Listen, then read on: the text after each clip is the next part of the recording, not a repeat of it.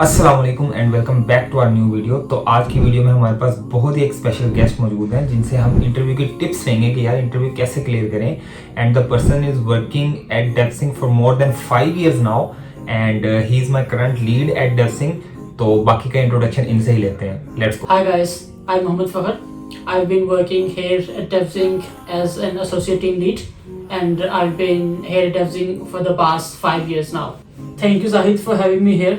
Honestly, I've been watching your videos, and I mean, it's such a noble cause. You are educating people. एक ऐसे stage पे जहाँ पे अक्सर लोग स्टक होते हैं, they don't know like where to seek help from.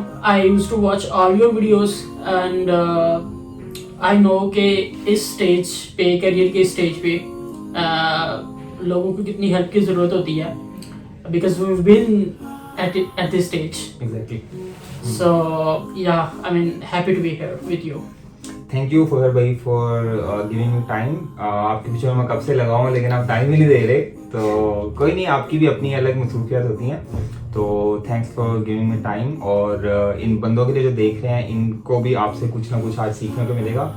So thank you for coming and I have a list of questions prepared. कुछ इन्होंने पूछे थे एंड कुछ मेरे अपने क्वेश्चंस थे जो मुझे लगता था कि आपसे पूछने चाहिए, जिनसे इनको किसी भी किस्म का बेनिफिट हो सके।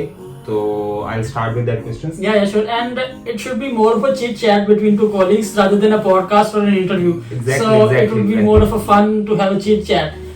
Because मेरी भी एक आदत है कि बात पे थोड़ा सा मुस्कुरा देना और हंस देना। Exactly. इस तरह के इसको लेके या बिल्कुल ऐसे ही चलेंगे इसको लेके। So first of all, I think you have already mentioned that you have been working at DevSing for more than 5 years now.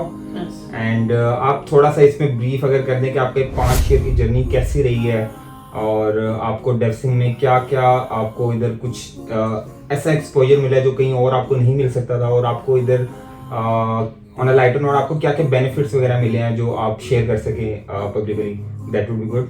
So reflecting back at these 5 years, कि मेरा इंटरव्यू हुआ था एज एन ASE फर्स्ट, मेरी HR के साथ call हुई थी। Then मेरे 3 टेक्निकल राउंड्स हुए थे। एक पहला टेक्निकल राउंड हुआ था वो हमारे अभी जो डायरेक्टर ऑफ इंजीनियरिंग है उनके साथ हुआ था। देन एक और टेक्निकल राउंड हुआ था। देन एक थर्ड टेक्निकल राउंड हुआ था। Then I was selected and I got an offer. और उसके बाद like I started training. They started training me in Ruby on Rails and after training मुझे एक लाइव प्रोजेक्ट पे लगा दिया गया। तो जिस दिन मुझे लाइव प्रोजेक्ट पे लगाया गया, क्योंकि पहला एक्सपीरियंस था लाइव प्रोजेक्ट का, तो I was excited as well as nervous. Honestly मैं ठीक ठाक नर्वस था कि क्या मतलब लाइव प्रोजेक्ट पे होता है, लेकिन अच्छे सीनियर्स थे, उन्होंने हेल्प आउट किया। आहिस्ता आहिस्ता मैंने प्रोसेसेस सीखे, मेथोडोलॉजी सीखी कि यार एक लाइव प्रोजेक्ट पे किस तरह से काम होता है, क्या प्रॉपर एक क्लाइंट के साथ कम्युनिकेशन का क्या प्रोसेस होता है, वो मैंने पूरा जो है वो सीखा। काम किस तरह से करना है, टिकट किस तरह से डिलीवर करनी है अपनी, वो सारी चीज़ें आहिस्ता आहिस्ता जो है वो सीखते गए। ASE थे, देन ऑब्वियसली SC हो गए। थोड़ा सा हम भी शौके हो गए, कोई एक टीम बिल्ड स्टार्ट होना जो है वो हो गई। और उसके बाद SSC हो गए। SSC के टाइम पे मेरी ठीक ठाक टीम बिल्ड हो गई थी। और मैंने भी आई गेस आपको तभी ज्वाइन किया था जब आप SSC मैं SSC था। एग्जैक्टली। और देन लाइक जब SSC था तो मल्टीपल प्रोजेक्ट्स जो है आपको पता है हैंडल कर रहे होते हैं हम। एक प्रोजेक्ट पे आप काम कर रहे थे माशाल्लाह से, बाकी डिफरेंट लोग डिफरेंट प्रोजेक्ट्स पे काम कर रहे थे, उनको ऑब्वियसली आप लीड कर रहे होते हो। देन मैं ATL हो गया और लाइक एक अच्छी हमारी टीम बिल्ड हो गई। एक बहुत ही अच्छा एक्सपीरियंस रहा ओवरऑल इन 5 सालों का। So yeah, that's good. अच्छा फहर भाई, we have some questions for you. तो आपने इनका आंसर करना है। So first is कि आपको क्या लगता है कि यूनिवर्सिटी जो है वो मैटर करती है for a job, like for securing a job at any tech company, any big tech company like DevZing? तो आपको क्या लगता है कि यूनिवर्सिटी मैटर करती है कि नहीं करती? ऑनर जाहिद, ऑनेस्टली आपके ऑडियंस को मैं बताना चाहूँगा कि यूनिवर्सिटी डज मैटर। ऐसा बिल्कुल भी नहीं है कि यूनिवर्सिटी डजंट मैटर। आपने जैसे कि आपको पता है कि हमने एक ही यूनिवर्सिटी से जो है वो ग्रेजुएट किया है, और there is a huge difference. मैंने कुछ ऐसी, obviously I would not name the universities जिनके मैंने कुछ स्टूडेंट्स देखे हैं जिनका मैंने इंटरव्यू किया है, not being biased while interviewing, उनका काफ़ी इश्यूज थे कॉन्सेप्चुअली। और यूनिवर्सिटी किसी अच्छी से आप जब एक डिग्री करके निकलते हैं तो आप इवन 6 सेमेस्टर तक आप सारे सब्जेक्ट्स पढ़ लेते हैं। जब आपने जो आपके इंटरव्यू में आपके कॉन्सेप्ट्स आपसे पूछे जाते हैं वो आप 6 सेमेस्टर तक कवर कर लेते हैं। तो मेरे ख्याल से किसी एक अच्छी यूनिवर्सिटी को चूज़ करना that should be the first and foremost thing for any student after intermediate. या यूनिवर्सिटी डज मैटर। अच्छा, तो इसका मतलब ये है कि अब एक ऐसा बंदा है जिसकी स्किल सेट जो है वो काफ़ी अच्छा है, लेकिन वो अगर लेट से वर्चुअल यूनिवर्सिटी से पढ़ा हुआ है, तो आपको क्या लगता है कि उसे फिर नहीं मिलनी चाहिए अपॉर्चुनिटी, या फिर क्या होना चाहिए? अच्छा, सबसे पहले जो है अपॉर्चुनिटी मिलने में सबसे बड़ी एक चीज़ होती है आपकी फर्स्ट कॉल आपको एचआर की जो आती है ना, वो सबसे इम्पोर्टेंट चीज़ होती है। वो आपकी रिज्यूमे एक अच्छी बिल्ड हुई होगी। तो अगर आप obviously again I would not name any university और लेबल इकरा यूनिवर्सिटी और वर्चुअल यूनिवर्सिटी, आपने वैसे नाम ले दिया, कोई इशू नहीं है। अब बीइंग इन वर्चुअल यूनिवर्सिटी, अब आपने अगर कॉल लेनी है, एक फर्स्ट कॉल लेनी है, एचआर कॉल लेनी है, वो ऑब्वियसली कैसे आएगी? या तो आपकी रिज्यूमे बहुत अच्छी बिल्ड होनी चाहिए। उसके लिए आपको किसी अच्छी यूनिवर्सिटी में होने का एडवांटेज ये है कि आपको कॉल आ जाती है। फॉर एग्जांपल, अगर आप पंजाब यूनिवर्सिटी से हो, आप लम से हो, फास से हो, नस से हो, किसी अच्छी यूनिवर्सिटी से हो, तो आपको कॉल इजीली आ जाती है, एचआर कॉल। देन उसके बाद सारे जो स्टूडेंट्स होते हैं वो एक ही प्रोसेस से गुजरते हैं। वो उनके लिए एक ही जो है वो प्लान फॉलो होता है। उनके टेक्निकल राउंड सेम होते हैं, उनका कल्चर फिट राउंड अगर भी होगा तो वो सेम ही होगा। उसमें अपनी हर एक इंडिविजुअल अपनी स्किल लेवल पे जो है वो पास आउट होगा उन राउंड्स में से। तो उसमें ऑब्वियसली यूनिवर्सिटी मैटर नहीं करती, लेकिन एक फर्स्ट कॉल के लिए आपकी university I would say matter करेगी। लेकिन ड्यूरिंग एन इंटरव्यू मैं अपनी अगर बताऊं तो कभी भी मैं बायस नहीं हुआ कि ये इस यूनिवर्सिटी का है तो इसका इस तरह से इंटरव्यू लेना चाहिए, ये इस यूनिवर्सिटी का है तो इसको इसका इस तरह से मैंने इंटरव्यू करना है। तो ड्यूरिंग वो अगर किसी ने फॉर एग्जांपल शॉर्टलिस्ट स्टूडेंट्स करने होते हैं, कैंडिडेट्स शॉर्टलिस्ट करने होते हैं, तो वो एचआर लाइक पहले ही कर लेते हैं बेस्ड ऑन योर रिज्यूमे और based on obviously your CGP और other criterias they have in place. Okay, so basically आप का जो कंक्लूजन है वो ये है कि university does matter for getting you short listed for the interview, and after that जो है यूनिवर्सिटी मैटर नहीं करती। Yes. Okay, got it. So same goes for the CGP as well, कि आपका जो एक अच्छा CGP है वो भी आपको शॉर्टलिस्ट होने में हेल्प करता है। और exactly. उसके बाद जो है वो ऐसा CGP इतना मैटर नहीं करता, आपकी जो स्किल्स हैं वो मैटर करती हैं। Okay, got it. अच्छा फखर भाई, ऑन एन एवरेज आपने अभी तक कितने इंटरव्यूज कंडक्ट किए होंगे? यार I don't have any like number in my mind कि अभी तक मैंने लाइक कलेक्टिवली कितने इंटरव्यूज कंडक्ट किए हैं। मैंने बहुत सारी लाइक इन हाउस ड्राइव्स भी की है, रिक्रूटमेंट ड्राइव्स जिन्हें हम कहते हैं, जिनमें बल्क में जो हमारे पास कैंडिडेट्स आते हैं उनके इंटरव्यूज करते हैं। और डिफरेंट यूनिवर्सिटीज़ में भी जाके मैंने डिफरेंट इंटरव्यूज़ किए हैं, वहाँ पे हमारी रिक्रूटमेंट ड्राइव्स होती हैं। लाहौर में किए हैं, मैंने इस्लामाबाद में जाके किए हैं, इस्लामाबाद में तकरीबन 3-4 यूनिवर्सिटीज़ में जाके मैंने इंटरव्यूज़ किए हैं। तो अराउंड एक दिन में कोई 10-12 कैंडिडेट्स के भी मतलब इंटरव्यूज़ किए हैं, डिफरेंट राउंड्स के इंटरव्यूज़ किए हैं। लाइक फर्स्ट राउंड के कभी इंटरव्यूज़ किए हैं, then obviously when I was senior तो मैंने सेकंड राउंड्स के, फाइनल राउंड्स के इंटरव्यूज़ भी किए हैं। यार सक्सेस रेशियो की अगर हम बात करें तो आई वुड से बहुत कम है, अगर मैं ऑनेस्ट अपना जो है वो बताऊं तो नंबर्स अराउंड लाइक 12-13% हो गया आई वुड से। अच्छा, आपने लेट्स से अगर जितने भी इंटरव्यू लिए उसमें से 12 से 13% जो है उनको आप वो आगे गए होंगे, पास किया और पास किया आपने, और बाकी जो है वो नहीं क्वालिफाई कर सके। ओके, तो आपने जैसे काफी इंटरव्यूज लिए अभी तक अपने कैरियर में, एज अ सीनियर भी एज अ जूनियर भी, तो आपका कोई एक ऐसा क्वेश्चन होता होगा, कोई फेवरेट क्वेश्चन जो आप हर कैंडिडेट से पूछते होंगे कि यार ये मैंने इससे लाजमी पूछना है और उससे कोई चीज असेस करते होगे, वो क्या क्वेश्चन है? Yeah, if you talk about the technical questions, there are different DSA related questions that I do ask. लेकिन मेरे वो फेवरेट क्वेश्चन लाइक नहीं है. मेरा फेवरेट क्वेश्चन है एक एनालिटिकल क्वेश्चन. ओके. उसमें ऑब्वियसली आप उसको कोड भी कर सकते हो, लेकिन मैं थ्योरेटिकल ही उसे पूछता होता हूँ. वो बेसिकली क्वेश्चन है, बड़ा इंटरेस्टिंग सा क्वेश्चन है, और up till now very few people have been successful in cracking that particular question. बताएं क्या क्वेश्चन है, हम भी देखें. या वो उसमें इस तरह से है कि excuse me, उसमें हमारे पास 3 बॉक्सेस हैं. Okay. उसमें डिफरेंट जो है वो बॉल्स हैं, और उन पे जो है वो लेबल लगे हुए हैं. एक में रेड बॉल है, एक में ब्लू बॉल है, और एक में मिक्स हैं दोनों, रेड और ब्लू मिक्स हैं.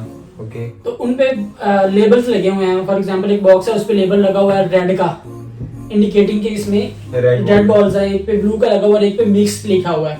ठीक है, लेकिन उन पे लेबल वो गलत लगे हुए हैं. ठीक है. अच्छा. अब हमने क्या करना है कि हमने किसी भी बॉक्स में से एक रैंडमली एक बॉल पिक करनी है, उसे देखना है without looking into the box. हमने रैंडमली एक बॉल ली किसी बॉक्स में से, उसे देखना है कि ये बॉल का कलर क्या है, और बेस्ड ऑन दैट हमने उसका लेबल करेक्ट करना है, अपनी अजम्पशन लेके कि यार इसमें ये बॉल्स हो सकती है, उसके कलर को देख के कि इस पे ये लेबल होना चाहिए, इसमें ये वाली बॉल्स हैं, इस कलर की लेबल लगा हुआ था लेकिन इसमें एक्चुअली में इस कलर की बॉल्स हैं. तो वो हमने तीनों के तीनों लेबल्स करेक्ट करने हैं by picking the balls randomly from those 3 boxes. और हमने ये करना है मिनिमम अटेम्प्ट्स में. एक दफा एक बॉल ली, चेक किया, वो एक अटेम्प्ट है हमारी, तो इसको हमने मिनिमम अटेम्प्ट्स में करना है. तो कितनी मिनिमम अटेम्प्ट्स होंगी हमारी और सारे लेबल्स भी करेक्ट हो जाएंगे. ये एक बड़ा इंटरेस्टिंग सा क्वेश्चन है. ओके. बाकी तो कोडिंग चैलेंजेस तो ओके वो तो उससे रिलेटेड होते हैं. तो अच्छा हुआ आपने मेरा इंटरव्यू नहीं लिया, नहीं तो मुझे नहीं आता ये. ओके.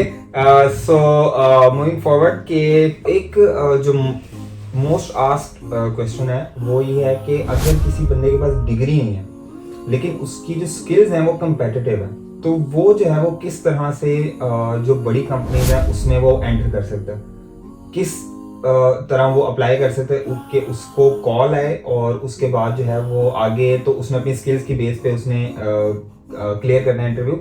बट इनिशियली वो किस तरह से उसको प्रिपेयर करे. एक बंदा जिसको डिग्री नहीं है, सबसे पहले तो ये क्वेश्चन है कि एक बंदा जिस पर डिग्री नहीं है वो टेक इंडस्ट्री में आ सकता है कि नहीं आ सकता? जाहिर जी बड़ा अच्छा क्वेश्चन किया आपने. एक बंदा जिसके पास डिग्री नहीं है, नॉन टेक्निकल बंदा है, वो बिल्कुल आ सकता है इस फील्ड में. लेकिन ऑब्वियसली अपनी हार्ड वर्क, अपनी डेडिकेशन से आ सकता है. उसका आपको मैं पूरा पाथ बता देता हूँ कि वो किस तरह से आ सकता है. फर्स्ट ऑफ ऑल तो यार आपको लाइक आपने सीखना है, किस तरह से टेक्निकलिटीज सीखनी है उसका भी मैं आपको बता देता हूँ. और because I have been through this process, मैंने कुछ बंदे जो है वो ट्रेन किए हैं, आपको पता ही है. जी. और उनमें से कुछ माशाल्लाह बहुत अच्छी कंपनी में हायर भी हो गया विदाउट एनी डिग्री. तो that's just for your audience मैं थोड़ा सा एक्सपीरियंस जो है वो शेयर करूंगा कि मैंने उनको किस तरह से स्टार्ट किया. कि सबसे पहले तो वो एक फर्स्ट एंड फॉरमोस्ट थिंग कि वो विलिंग थे, वो बहुत ही डेडिकेटेड थे बंदे. और दूसरी चीज ये एक तो ये तो बेसिक चीज है ना. ठीक है.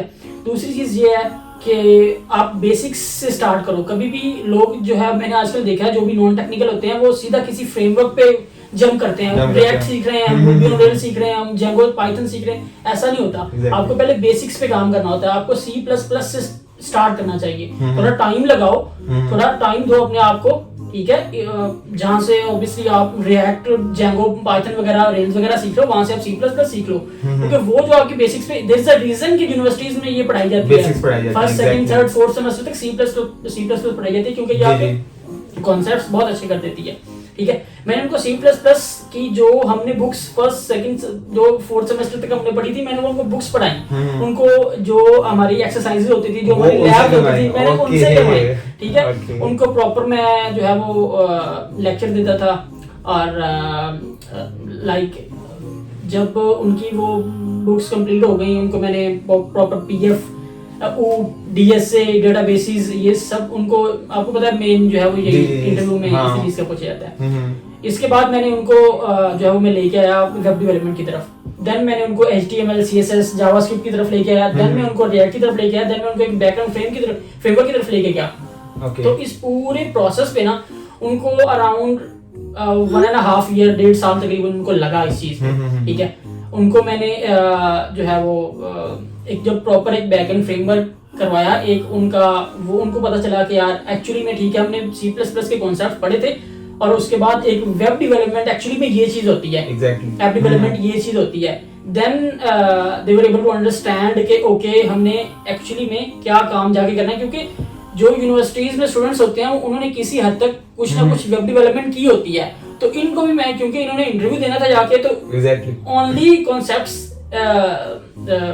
C++ के इसके साथ समटाइम्स जो है वो आपका इंटरव्यू में आप इतने कॉन्फिडेंट नहीं होते हो, तो आपको जब पता होता है ना कि आपने काम क्या करना है, तो आप ज्यादा कॉन्फिडेंटली अपना इंटरव्यू जो है इस कर पाते हो। तो उसके बाद मैंने जो है वो उनको इंटरव्यू की प्रिपरेशन स्टार्ट करवाई।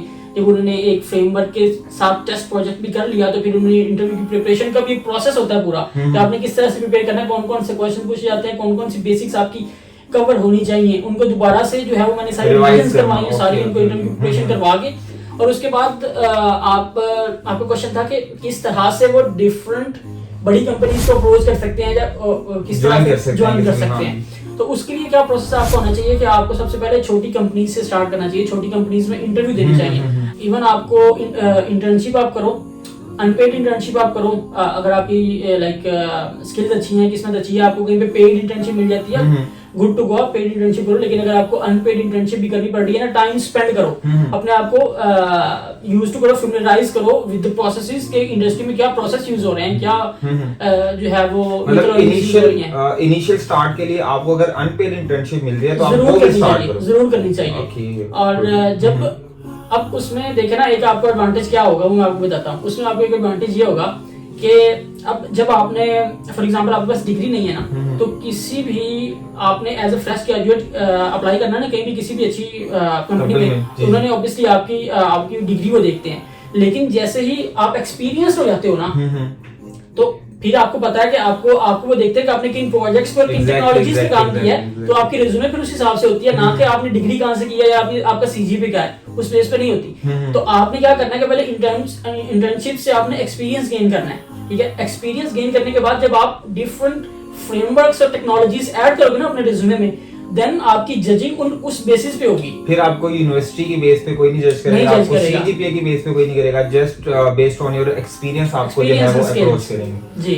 That's good. Then after doing internship आप किसी भी लाइक रिज्यूमे बिल्ड करके बड़ी कंपनीज को अप्रोच कर सकते हैं। Okay good.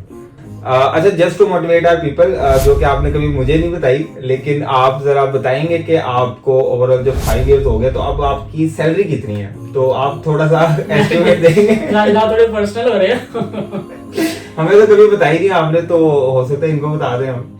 यार अगर आप वाकई में उनको मोटिवेट करना चाह रहे हैं तो थोड़ा सा आपको आइडिया दे देता हूँ। एक फिगर उसके राउंड अबाउट होगा, like you can say it's more than 500k. It's just like figure just to motivate your audience. अगर इस फिगर से भी like वो मोटिवेट नहीं होते तो let them be unmotivated. नहीं, इस फिगर से तो बहुत मोटिवेट हो जाएंगे, एंड दैट्स अ लॉट माशाल्लाह, एंड दैट्स गुड। अब तो मोटिवेट हो ही जाएंगे, अब तो कर ही लेंगे कुछ ना कुछ ही अपने कैरियर में। अच्छा, एक बंदे ने कमेंट करके क्वेश्चन पूछा था कि स्कॉलरशिप और a job at any Pakistani tech company. Depends upon the scholarship. थोड़ा सा अगर वो इलैबोरेट करेंगे स्कॉलरशिप को, फॉर एग्जांपल हम एग्जांपल ले लेते हैं कि ही इज टॉकिंग और she is talking about scholarship in maybe UK or in Europe, तो I would say उसको स्कॉलरशिप एक्सप्लोर करनी चाहिए, because at the end of the day us software engineers what we are looking for, we're looking for earning in dollars. Exactly. So थोड़ा सा और time spend कर लें। Scholarship obviously would be in MS, सो अगर आप MS वगैरह अपना जाके बाहर से करें स्कॉलरशिप पे, साथ में आपको अपॉर्चुनिटी कोई ना कोई मिल जाती है पार्ट टाइम काम करने के लिए, वहाँ पे आप काम करें, देन अपना करियर वहाँ से आप स्टार्ट करें, तो आई से mean go for it. Again it depends upon every individuals current situation, क्या उसको उसकी फाइनेंशियल कंडीशन क्या है, क्या वो लाइक अभी उसको लाजमी जॉब चाहिए, उसकी फैमिली कंडीशन ऐसी है, या फिर वो ही can afford to go abroad. तो ये भी डिपेंड करेगा सिचुएशन टू सिचुएशन, वेरी करता है सिचुएशन सिचुएशन। तो मतलब ये है कि अगर कोई इजीली जा सकता है तो उसको चूज करना चाहिए, और उसको कंट्रीज भी देखनी चाहिए कि प्रीमियम कंट्रीज हो जहां से वो कर रहा हूं। Okay good. सो फखर भाई, ओवर द 5 इयर्स आपको पर्क्स जो मिले हो डेप्सिंग की तरफ से, वो अगर आप शेयर करना चाहें। यार पर्क्स काफी हैं। एक तो डिफरेंट पॉलिसीज हैं हमारे डेप्सिंग में, आपको पता ही है, बाइक पॉलिसी है, देन कार पॉलिसी है, then even you can say plot policy भी है। एग्जैक्टली। तो वो मैंने अवेल नहीं किया, आपको थोड़ा आइडिया है, क्योंकि ऑब्वियसली एक बंदा जूनियर होता है तो थोड़ा थिंकिंग स्कैटर्ड होती है कि लाइक ऑब्वियसली इसमें कॉन्ट्रैक्ट आपको करना पड़ता है ना, तो थोड़ी थिंकिंग स्कैटर्ड होती है कि we are always looking for different kind of opportunities, newer challenges. तो लाइक ऑलवेज थोड़ा बंदा शॉर्ट टर्म जो है वो ना सोच रहा होता है। एग्जैक्टली। उसलिए वो अपॉर्चुनिटीज तो अवेल नहीं हुई, लेकिन काफ़ी डिफरेंट पर्क्स हैं, बहुत अच्छे पर्क्स हैं। डिफरेंट आपको पता है, फूड अलाउंस यहाँ पे है, इंटरनेट अलाउंस और स्पोर्ट्स अलाउंस, जिम आपको पता है यहाँ पे अवेलेबल है, मेडिकल अलाउंस, ओपीडी। एग्जैक्टली। और भी काफ़ी जो है वो अलाउंसेस हैं, आपको पता ही है, मील्स, हमारे मील्स के कितने अलाउंसेस होते हैं। और कभी अगर कोई नाइट शिफ्ट में कोई नाइट शिफ्ट में काम कर रहा है तो उसके अलाउंसेस होते हैं। तो like there are like numerous you can say allowances that I've got honestly during my career. Okay. अच्छा, एक चीज जो मैं काफी मतलब क्लियर कर चुका हूँ, लेकिन आप भी एक क्लियर करने लाइक कि कोई भी बंदा आ रहा है एज अ फ्रेश आ रहा है, चाहे वो मर्नस्टैक डेवलपर के लिए आ रहा है, चाहे वो रूबी ऑन रेल्स डेवलपर के लिए, चाहे फ्लटर या किसी भी डेवलपमेंट के लिए आ रहा है, अगर वो एज अ फ्रेश आ रहा है तो इसका जो इंटरव्यू प्रोसेस है वो क्या होगा? सेम होगा जो एज अ फ्रेश ग्रेजुएट से पूछे जाते हैं क्वेश्चंस के, इनमें टेक्नोलॉजी वाइज थोड़ा सा डिफरेंस आ जाएगा? एज आई सेड, इसमें अराउंड 80-85% सेम प्रोसेस होता है। बाकी अगर आप एज अ मर्न इंजीनियर आ रहे हो, as a Ruby on Rails engineer आ रहे हो, वो ऑब्वियसली आपने अपने रिज्यूमे पे कुछ लिखा होगा कि आपने इस चीज पे काम किया है। Exactly. तो उसका 10% 20% पार्ट वो उस पे बेस करेगा कि अगर आपने अपने रिज्यूमे में ये चीज लिखी है, इस टेक्नोलॉजी पे आपने काम किया है, तो आपसे उस किस्म का भी कोई क्वेश्चन किया जा सकता है कि भाई आपने क्या काम किया है, कि डिफेंड तो करना होता है अपने रिज्यूमे को आपने। तो उस लिहाज से वो उसका एक पोर्शन हो सकता है, लेकिन मोस्टली सेम होता है। मोस्टली जो होता है उनका सेम होता है। Okay great. Okay, so I think हमने काफ़ी जो पार्ट है वो कवर कर लिया है क्वेश्चंस का। बाकी जो थे वो रिपीटेटिव क्वेश्चंस थे, तो वो रिपीट करने की इतनी वो है नहीं ऐसे। So at last, at the end of the video, आप जो हैं, जितने फ्रेश ग्रेजुएट्स हैं और जो भी टेक की फील्ड में आना चाहते हैं, आप उनको क्या एडवाइस देना चाहेंगे? Okay Zahid, as I said before, I been watching your videos, तो मैंने काफ़ी देखा है कि आप ना काफ़ी उनको टेक्निकलिटीज पे काफी हेल्प आउट करते रहते हो कि किस तरह से आपने अपने आप को ड्यूरिंग यूनिवर्सिटी प्रिपेयर करना है और इंटरव्यू की प्रिपरेशन किस तरह से करनी है, आपने सारी चीजें बताई हुई हैं। जो एक चीज मेरे ख्याल से मैं ऐड अप इसमें कर सकता हूँ, जो कि बहुत इंपॉर्टेंट चीज है, वो ये होगी कि अपने यूनिवर्सिटी में या अपने डेली लाइफ में अपने कनेक्शंस बनाएं। कनेक्शन किस तरह से कि अपने सीनियर्स के साथ अपने कनेक्शंस बनाएं, क्योंकि एक रेफरल सिस्टम जो होता है ना किसी भी सॉफ्टवेयर हाउस में, वो एक बहुत इंपॉर्टेंट चीज़ है। आप एक किसी भी फॉर एग्जांपल कंपनी में अप्लाई करते हो तो आपको बहुत ज़्यादा वेट करना पड़ सकता है, लेकिन अगर आपने किसी के थ्रू रेफर करवाया होगा अपने आप को, so that's a real need honestly. आपके पास कम से कम 10 ऐसे बंदे होने चाहिए। जस्ट एक मैं आपको फिगर बता रहा हूँ, आपके पास डिफरेंट कंपनीज में होने चाहिए, डिफरेंट सॉफ्टवेयर हाउसेस में आपके 10 जानने वाले काम कर रहे होने चाहिए, जो कि जिनके साथ आपकी अच्छी हेलो हाय होनी चाहिए, जिनको आप काइंड ऑफ जो है वो मैसेज करो, उनसे को रिक्वेस्ट करो उनसे एक अच्छे तरीके से कि काइंडली मुझे जो है ना वो आप ये रेफर कर दें, ये एक पोजीशन आपकी एएससी की आई हुई है। अगर आपको नहीं भी पता तो उससे पूछ लें कि कोई क्या एएससी की पोजीशन आई हुई है जहां मुझे ये रेफर कर सकें आप। लेकिन उस पे फिर अपने आप को, आपकी बैक भी अपने आप को करना चाहिए अपनी स्किल्स के साथ, Exactly. मतलब एक बंदे ने आपको रेफर किया है तो आपको इतना प्रिपेयर होके जाना चाहिए कि उसकी लाइक ऑब्वियसली उसकी भी एक रिस्पेक्ट है वहाँ पे, तो उस exactly. चीज़ का भी आप लोगों ने ख्याल रखना है कि अपने आप को प्रिपेयर करके जाएं।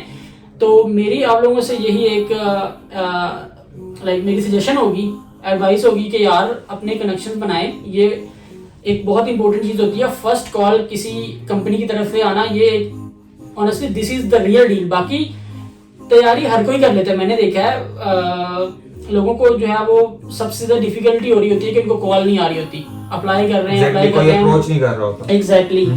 तो ये एलिमिनेट हो जाए अगर ये इशू, अगर आपका by using your connections, Exactly. Using your friends and family, तो I think it's good to go. Exactly. Okay, that's good. And yeah, so thank you guys for watching this video. I hope आपको कुछ ना कुछ इसमें help मिली होगी और कुछ ना कुछ आपके जो कंसेप्ट्स हैं वो कुछ ना कुछ क्लियर होंगे, आपको थोड़ी सी मोटिवेशन भी मिली होगी। And keep watching this channel and make sure to like the video and subscribe to the channel and share it with your fresh graduate friends जो भी हैं जिन्होंने आगे अप्लाई करना है टेक इंडस्ट्री में या फिर आना है। तो मिलते हैं इंशाल्लाह नेक्स्ट वीडियो में, तब तक के लिए अल्लाह हाफिज़। हाफिज़।